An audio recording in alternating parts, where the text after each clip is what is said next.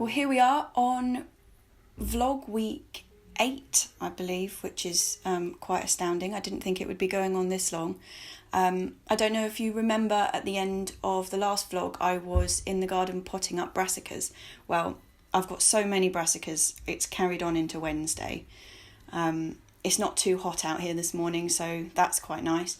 These are Calabrese broccoli, and I've also got Romanesque broccoli in here as well, which is the one that looks like mental fractals or some kind of computer generated comedy vegetable. But anyway, I'm quite looking forward to growing them.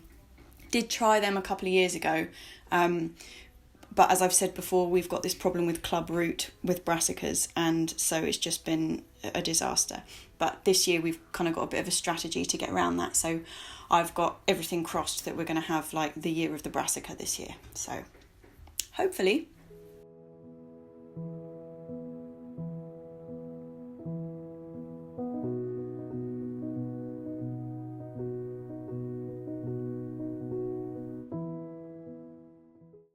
So these are the incredibly leggy Brussels sprouts that I've got to pot up today.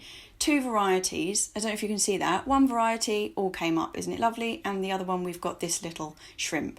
That was, Crispus is the one that's done really, really well. And that's the one that's supposedly clubroot resistant. So that should be quite interesting. We're going to plant that back out in the old beds and see if it really is resistant. I mean, you'd have to be damn resistant to survive our beds, to be honest. We don't just have a sprinkling of it, it's completely infested. But I'll plant half of them in the new beds, which should supposedly be clubroot free, and I'll plant half in the ones that we know have got bad clubroot, and we'll just see what happens.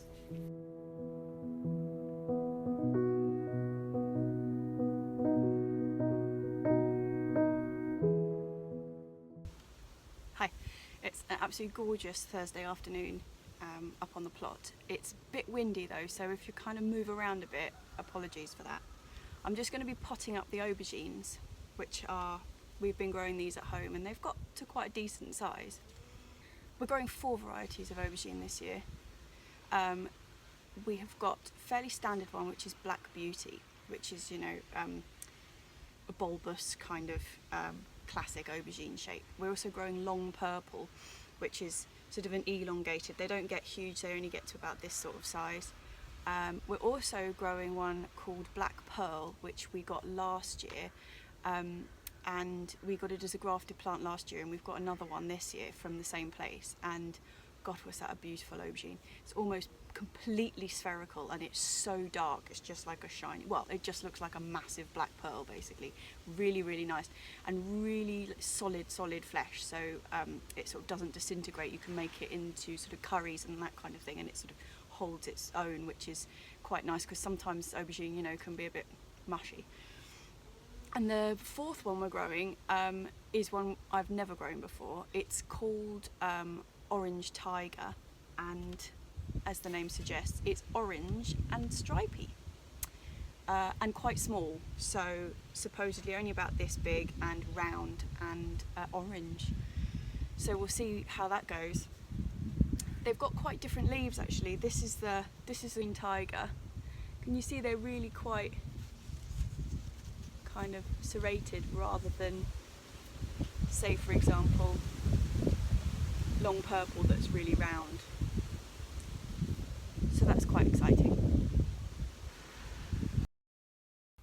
So I'm back on with those 10-inch green pots that we planted the cucumbers and the melons in last week. You see, these are really quite ready to come out of their pots. Although they're not that big, their roots are telling a different story.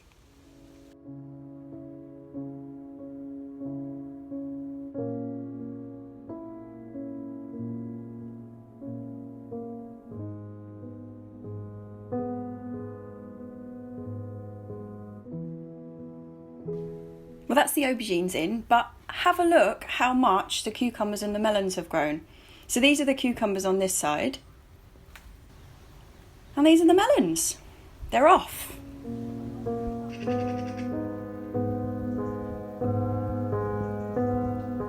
Righty ho, we are Friday morning and I am finally getting the achocha in the ground. I dug this bed out, God, it must have been maybe a month back now. A month, 3 weeks, something like that anyway. And I dug in a whole bag of well-rotted manure. Normally on our other beds I don't dig it in, I just throw it on top and let it go down, but the soil in this patch is really poor and it needed to be loosened up anyway because it was completely compacted. So I've just dug it in and then I've been watering it every couple of days and the soil texture really has improved, so I think these little chaps will be pretty happy in there. I've got a couple of absolutely massive flower stalks from a phormium that we had growing up here years ago, but I saved the stems. And so I'm going to, over the top of this structure that I've got up here, I'm going to put them up over the top. So I'm going to get the achocha started climbing up these. They are self-climbing, so you don't have to kind of tie them in all the time. They will just wind round. And so then once they've kind of got themselves going, I'm going to put the big flower stalks in the centre, and they should be able to grow up that merrily.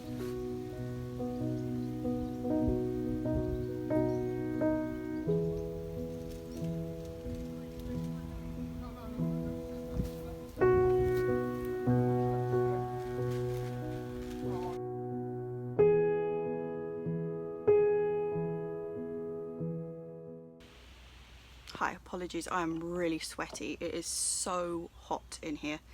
But I'm just going to show you how I tighten up the strings. I don't know if you remember when I was planting the tomatoes, I put the coil of string underneath the pot and then tied the string to the wires that I'd put around the top. Sometimes they do get a bit loose and you can't really tighten them up until the plants have really established their roots in the bottom, because that's what's holding them down. If you try and pull them out, they'll just come out if they're not established enough. So I just use a little stick and another tie, and I'll just show you how I do that now. I'm just using a really short length of stick and just twisting it double round and then cranking it up to tighten the string, and then tying it at the top to stop it undoing. This is actually really, really handy because it can be quite difficult to keep these taut as the plant's growing, the roots are moving, and it does kind of change the tension on the string. So just having a mechanism to be able to tighten them up is really pretty handy.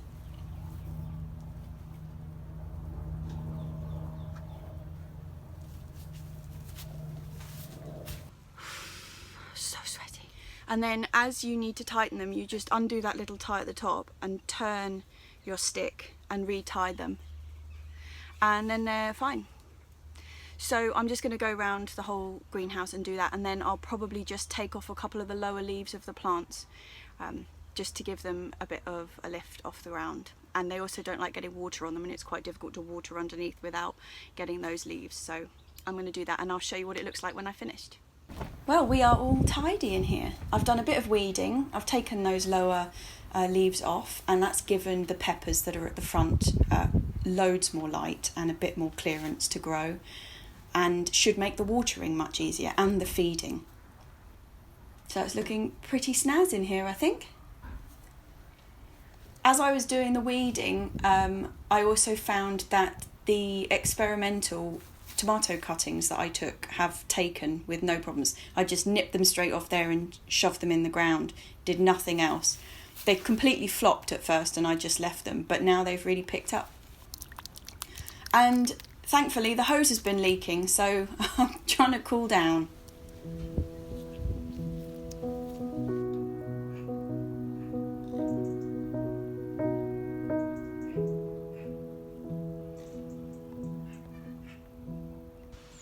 Well, it's the last afternoon in May. I can't believe May has gone that quickly. I mean, it's odd because it's also gone really slowly. Feels like a long time ago that it was April. I can't believe it's going to be June. Basically, I've not got a great deal to do up here this evening. I've just come up for a bit of a water. We've got the sprinkler on at the moment.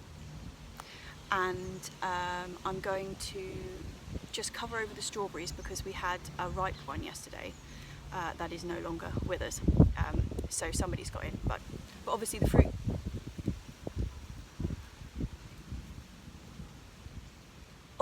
fruit cage is there primarily to stop the birds, and that like grade of mesh is not going to do anything for mice, so that's probably who's nicked our strawberry from yesterday. But there's still masses on there, and I'm just going to put a bit of mesh over the top of it. Not mesh, you know, plastic.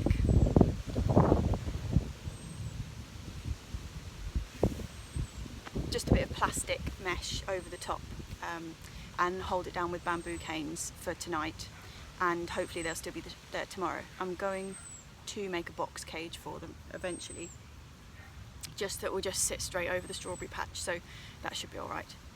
We're having a barbecue this evening, so I'm going to pick a load of salad from the lettuces that I planted out. I think it must have been in the first vlog. Seems like a bloody long time ago now. So I'll just show you what I'm up to. There's also a bit of asparagus to pick, and I might even pick some spring onions, which would be quite exciting.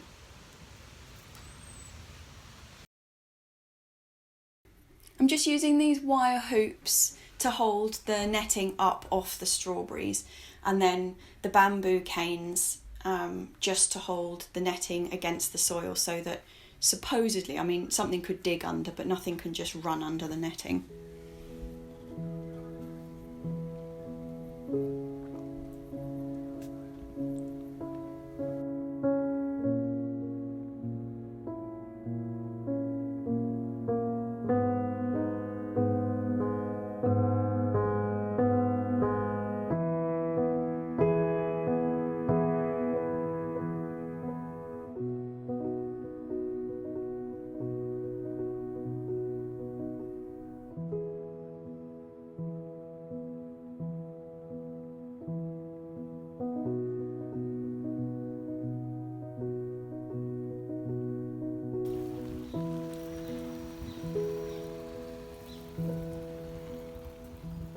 Okay, and while we're on the subject of strawberries, underneath this absolutely magnificent rose is some wild strawberries. I just think they are so sweet. I love them. It's like somebody has taken the essence of a strawberry and like reduced it into a little pea.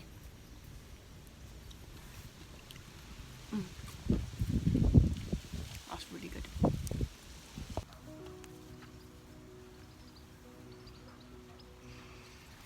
You can see how much these lettuces have grown. They look really fantastic, don't they? So all of these lettuces will heart up. They're sort of proper hearting up lettuces rather than pick and come again. But as they're growing, I do just take leaves off the outside of them. It gives them a little bit more space, and also it's not going to affect them hearting up. You can see this one, this butterhead, is really looking fab.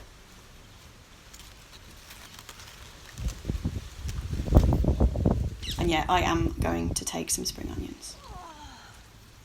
Mum. God, I love spring onions. Spring onions and radish in a salad is just one of the finest things.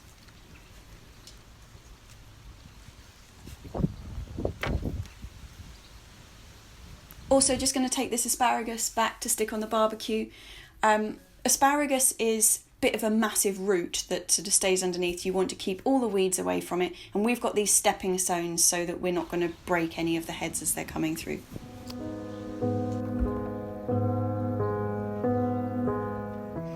Morning. It's about 8:30 on Monday morning, last day of the vlog, and it's the first day of June, which is pretty extraordinary.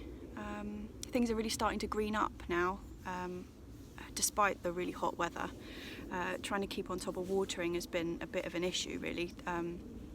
That's the main thing I've been doing, but I thought, you know, a half an hour programme of me standing there with a hose probably wouldn't be that exciting. So I've cut most of that out. But that has been basically the last month's main job, is just trying to keep on top of the watering, because it has been so dry. We could really do, I mean, we've had like 2 downpours, I think, but nothing enough to kind of really penetrate the soil. You go down, you know, yay far, and it's really, really dry still. What am I doing today? I'm going to plant the last of the winter squash up against their frame. This year we're doing quite a reduced selection. We are doing Crown Prince, which is basically my ultimate favourite, and also Blue Hungarian, which is really, really similar looking but tastes quite different. We grew that last year and it was a really lovely pumpkin. They're both blue skinned with orange flesh and quite, you know, a medium size. They're not absolutely massive. And also we're just doing a butternut squash. Last couple of years we've kind of really started increasing the number of pumpkins and things that we've been growing, and they look great and they're really exciting to grow, but we've sort of realised that we're not actually that keen on pumpkin. We had about 7 different varieties. One of them we did grow was gem squash, which was just gorgeous. They were really small, round, with a really, really dark green skin, really tough, and quite a yellow flesh, really bright. And I didn't know what to do with them, but a friend of mine's mum is South African, and they apparently used to eat them a lot when she was a kid, and just cut straight in half and put in the oven like that, just filled with butter and nutmeg, and holy moly, it was really, really good. But I didn't manage to get hold of any seed for that this year, so that's definitely on the list for next year, but not this one. And there's a couple of very small orange pumpkins that I want to try. I think there's one called Curry Curry. Not doing it this year, but that's also on the list for next year. So all in all, I'm only growing 3 different types of pumpkin or winter squash, and I'm doing 3 Blue Hungarians, 2 Crown Prince and 3 butternut, and they're going up the frame that you saw me put up a couple of weeks ago. You often see sort of a traditional pumpkin patch tends to be quite a wide area of land, because pumpkins just go mental and they crawl over everything, and when they're on a flat surface they just kind of pile on top of each other, and then the pumpkins are supported by the ground. We have grown them that way for years actually, but last year we grew a couple in the compost heap, just directly planted straight in the top, and we trained them to go right along the fence at the back, and it worked fantastically. Whatever you get a pumpkin or something to grow up, if it's going to have sort of a sizable fruit, a sizable pumpkin on it, the frame or whatever you're growing it up needs to be strong enough that you can support that fruit. So when they were growing up the fence over there, we had to build like a brick stack under a couple of the pumpkins, because the wobbly frame they were on just didn't have a chance of holding them up. So I'm hoping that this frame that I'm growing them up this year, I'll be able to kind of train them up it and keep them quite tidy, but also the frame's strong enough that I can put a net underneath the pumpkin itself and just clip it on, and that will sort of help support it. Yeah, so we grew something called Blue Hubbard, it was last year. Really impressive looking pumpkin, but it didn't actually taste that great, and we've still got one left in fact, and we've also got a freezer full of like pumpkin soup and roasted pumpkin pieces and pumpkin chunks, this, that and the other. We sort of overdid it. If you've got, like, there's only 3 of us in the house, and if you've got, you know, a pumpkin that's the size of your torso and you cut it up, you kind of have to eat it all, and particularly if you've grown it, you really don't want to waste it. But sort of, it's like when you get a courgette glut one year, like often everybody, if you've had an allotment for more than a couple of years, everybody's had the courgette glut, and basically it just ends up where you've got courgette bread, courgette cake, pickled courgette, courgette coleslaw. What else did we have? Courgette muffins. Anyway, my dad's never recovered and he won't go near a courgette, and that must have been a good 10 years ago, so it can be quite traumatic. But we had a bit of a pumpkin one last year, particularly with this Blue Hubbard, and it's got a really distinctive flavour, and we've decided we actually just don't like it. So I have cleared all of the pumpkin out of the freezer and dumped it in the compost bin, which might seem a bit like sacrilege to a lot of people, but But there's also only so much you can keep in there, and I would much rather be keeping things that I really know that I'm looking forward to eating later in the year. Like we make a lot of sweet corn soup out of the cobs after we've kind of had the sweet corn, and that I know that like in the depths of winter it's just the loveliest thing. It's so sweet and it really reminds you of summer, and that's something that's really worth keeping. But when you've got like a whole drawer just full of pumpkin pieces that you're not that enamoured with, I mean, it's just pointless. So I've bitten the bullet and got rid. So I've already got the Crown Prince and the Blue Hungarians in the ground. I put them in a couple of weeks back. But these are the butternut that I sowed quite a lot later. Anyway, I'm just going to put these in now to join their friends. And fingers crossed, we sort of regain our love for pumpkin this year. If you've got any recommendations for any pumpkins that you think are really, really worth growing, do drop me a line underneath, because I'd be really interested. We don't like the massive ones; it's just too much. So any kind of dinky winter squash suggestions, please. This is my frame. Don't know if you remember it from before. We've got a lot of this wire mesh, so it's really, really tough stuff. So I should be able to support a pumpkin off that with no trouble. And these guys are growing fantastically. They've not been in very long, but they're really enjoying the sunshine.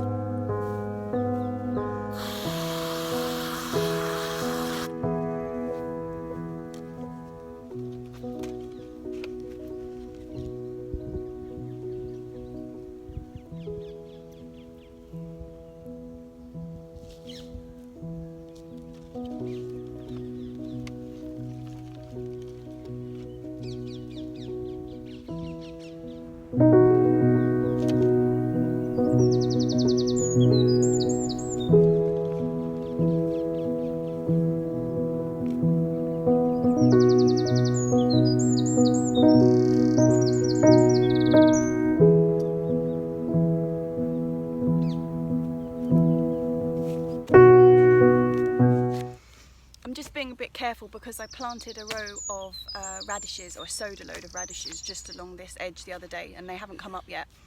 So I'm just making sure I plant the squash really close so I don't mess up what I've already sown. Actually, that's one of the advantages of having them kind of growing up this way, is that it does give me space on either edge of these beds. So I've got kind of two runs, and then although I won't plant right up the centre of this cage just because I won't be able to access it, it'll be a real pest to try and get in there and pick.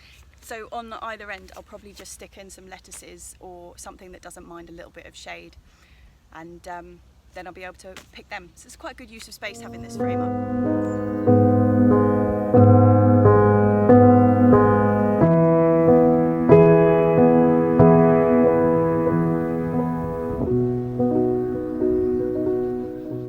That was a hot week, really hot, but windy, you may have noticed. We are supposed to be having a real change in the weather that hits tonight, so we'll see. We might be about to get some rain, which would be brilliant because we're so desperate for it. So what have I done this week? Glad the poly house is looking tidy. That was starting to get into a bit of a state. I've got some more chilies to plant in there, but they are mystery chilies because I sowed all of the seed. They're all in their neat little rows, everything fine, labelled up, and then nothing happened. They didn't germinate, and I left them for about 2 weeks. Nothing happened. 3 weeks maybe it was even. Anyway, I'd completely given up, and but when I turfed the soil out, all the little seeds had germinated, so I just bunged them all in a pot together. Anyway, well, they all came up, so I've got about 7 mystery chilies to plant in there this week. Also, those brassicas that I was potting up right at the beginning of this week's vlog have grown so quickly. Like, these are those weedy little Calabrese broccoli that I was talking about. I mean, it's like twice the size, so these are probably going to be going into the ground next week too. Those Brussels sprouts are still a bit weedy though. They were so leggy, it's going to take them a bit of time to kind of beef up, so I'll leave them. The sweet corn that I sowed in a couple of vlogs ago is massive, so I'm going to get that in the ground. And something I am going to try next week, which I'm quite excited about, is removing the slips from this sweet potato, which is a potato that we grew last year. Not potato, you know, a sweet potato. But you don't grow them like you grow normal potatoes by just burying the whole thing in the ground. You've got to make slips, and this is the first year I've ever tried it, so that's probably going to be a job for one of the rainy days that happens next week. Yeah, so in all that sunshine, I don't think I've ever been this brown in my life. I've never had the chance to spend this much time, really. Well, I hope you enjoyed it. If you do think of any pumpkins that are definitely worth growing, let me know, because that would be great. I'm going to try quite a few of them next year, I think, but keeping them small, very small. Yeah, so subscribe if you want to. That would be lovely. And I will see you over on Instagram in the meantime. I know, was it last week or the week before? I can't remember now. I said I was going to film a plot tour, but then time just is kind of like floating off into the distance at the moment, and I don't seem to be able to work out what's going on. But I have actually filmed it, and I'm going to be editing it this afternoon, so hopefully that should be out somewhere between this vlog and next week's vlog. But obviously, if you subscribe, you'll get a ding when it's on. Yeah, I hope you all have a really lovely week. I hope you're all staying safe and not going completely and utterly nuts in the lockdown. See you later.